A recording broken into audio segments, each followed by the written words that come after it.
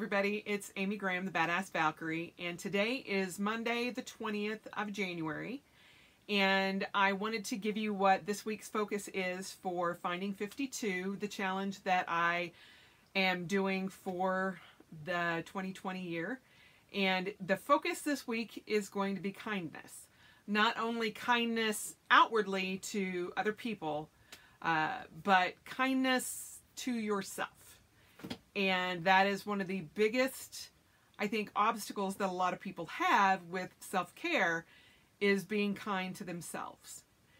And I struggle with this. I really do, because outwardly I can tell people, don't say that to yourself. Don't do that. Don't, whatever. But inwardly, yeah, I have a problem sometimes. And only through going and journaling about things and writing things out have I realized just how negative my internal thought process is. And if I'm having a problem with it, I know I'm not the only person out there that is. I've seen a lot of comments about being gentler with yourself and guilt for taking time for self-care. And I think a lot of the guilt comes from ourselves, not from other people. I just can't imagine, you know, someone's child or someone's spouse or someone's partner going, oh my God, I can't believe you're going to take an hour for yourself this week. Psh, that's ridiculous. Yet, that's exactly what we tell ourselves. And I think we just need to be kinder to ourselves and realize when we're putting undue pressure on ourselves just to take a little time and take care of us. Because, like I've always said this the whole time, if you can't take care of yourself, you can't take care of others either. So you've got to make sure that you are healthy, that you are getting enough sleep, that you are loving yourself and loving everyone around you and being kind. I know so many people that if they put something up on, you know, on a Facebook group or whatever, there is so much overwhelming kindness to them if they're having an issue. But we don't think about doing that for ourselves. And one of the things that I have been doing in my Badass Journal, which is the two books that I combined together into my Patricia Nash journal, is looking at different things from a positive point of view. And this past year, it has been a struggle for me because I found myself being more negative than ever, because I wasn't able to train the way I wanted to. That, you know, my neck was giving me issue, that I couldn't do my triathlons. I couldn't run as fast as I wanted to. And I was just like, oh, it's making me crazy that I can't do what I want to do. And it's supposed to be easy. But really? It's not. I mean, life is complicated and can be chaotic and can be a hassle. But if you are keeping all of that inside, then all it can do is just bubble up inside of you and just explode. Just like that little outburst right there. But even as I was thinking about what I was going to talk about today, we are preparing to get a brand new dryer sometime tomorrow. I'm actually going to be at work. Greg is taking the day off so that he can be home for the brand new dryer. I'm so excited. I'm so excited. However, Amy has not been able to do laundry for almost 2 weeks. I was going to take a picture of what it looked like in front of my washer and dryer, because it's upstairs and and I have an open living room, and you can actually look up and see the railing for the upstairs hallway that leads into my bedroom, into the guest room, and into my closet, which is a bedroom all into itself, but Amy has turned it into a giant closet. Big walk-in bedroom closet, which I call my boudoir. But I know some of you out there are going, What? You haven't done laundry for 2 weeks? How do you have clothes to wear? Let me just say. Okay. I have too many clothes. Too many clothes. I also have too many shoes. I will wholeheartedly admit that to the interwebs right now. And today, as I was trying to clear everything so that the delivery men will have a clear path up to my second floor to put in the dryer, because they're going to install it and everything, and then take our old one away, which has been a wonderful gift. However, I'm like, oh, I can't have that on the stairs. Oh, I can't have that on the landing. Oh, I can't have that on the railing. Oh my gosh, I have shoe racks that hold all of my running shoes and my Converse Chucks, my Chuck Taylors, all 20 pairs of them, all different colors, except for one. I have 2 pairs of red because one pair of red was too big, but yeah. Now that is one thing that I love to wear is Chucks, Converse Chuck Taylors. Love them. They fit my feet well, all of that. But, you know, some people could argue that I don't need 20 pairs. Some people could argue I don't need, you know, let's see, 1, 2, 3, 4, 5, 6, 7, 8, 9 weeks covers either. But I have them because I like to change things out. And I like to diversify my footwear.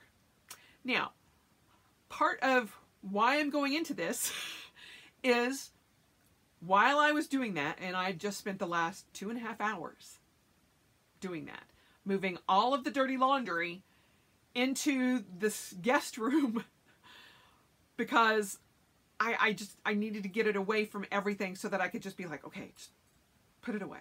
Just pile it in the guest room. And I'm like, oh my God, how much laundry can 2 people do? Really? And then it occurs to me that like some of the like the bedding and things have not. I'm like, Amy, honestly, why can't you do your laundry?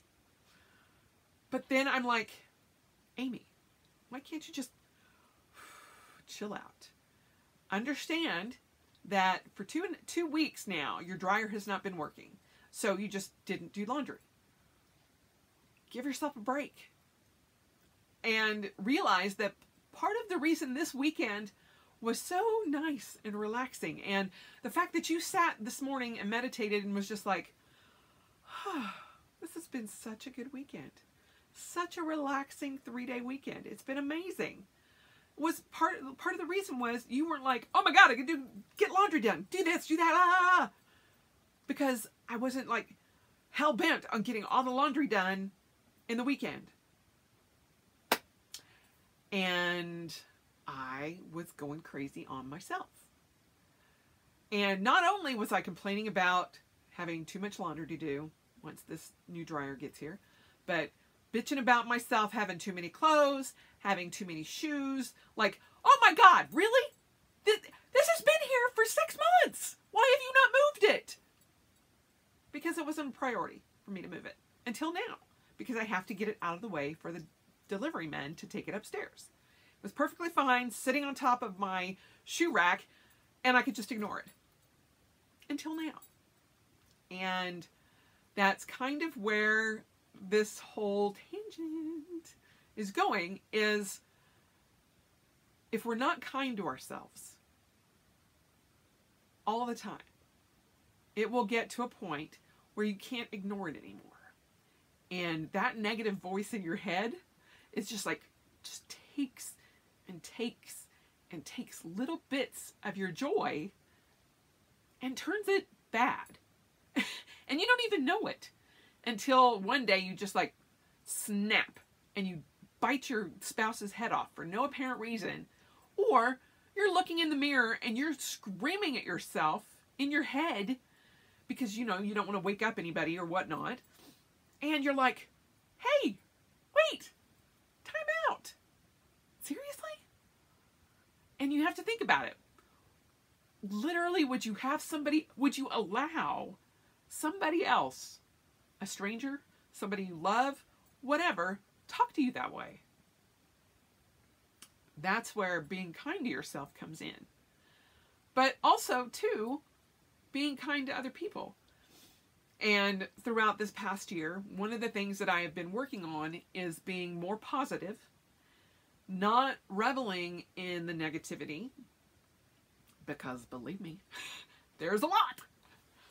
Given the state of our country right now and everything, and I'm just going to leave that as everything,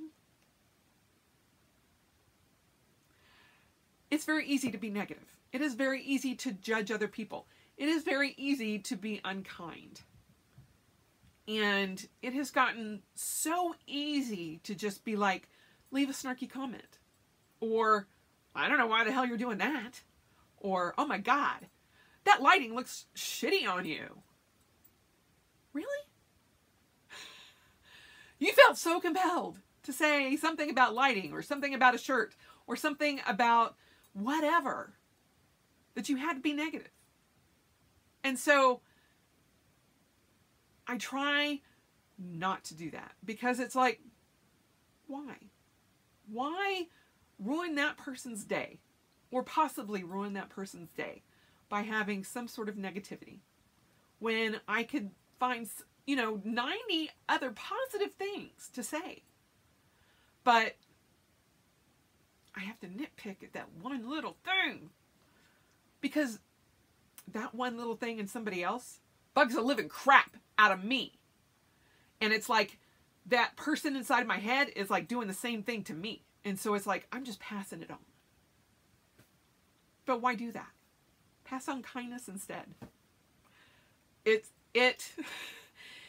thrills me to no end to get a positive comment. Something that could be as simple as, oh my gosh, I love those glasses. Or, oh my gosh, you have great handwriting, which I really don't, but thank you very much for saying that, those of you who have. Or, I love that piece of jewelry, or anything positive. This morning, a friend of mine in Germany sent me a message out of the blue. I have not talked to him or sent a message to him in over 3 years. 3 years. And I think it might actually be more than that, but 3 years. And out of the blue, he commented to me and called me his little beast, which most of you would probably go, oh my God, he called you a little beast. No, he is known as the Beast. And he is an amazing sword fighter. And he called me Little Beast because I was smaller than he was. And let me just say, to some girls that used to be 450 pounds, being called little anything is amazing. But he has signed the back of my shield, and I look to him as someone, as an example of being a knight, having knightly virtues, and it's just overall one of the kindest human beings that I know. But at the same time, being extremely badass and being one of the most polite people. And I'm just telling you right now, to have somebody come up to you that is amazingly good looking and kneel in front of you to kiss your hand and comment or compliment you. Let me just say, ladies, if you're standing outside of a castle, a real castle, it's the best thing ever. But he got married, and I had not heard from him in forever. And it was just a simple little message going, hey, I was because he's a blacksmith too.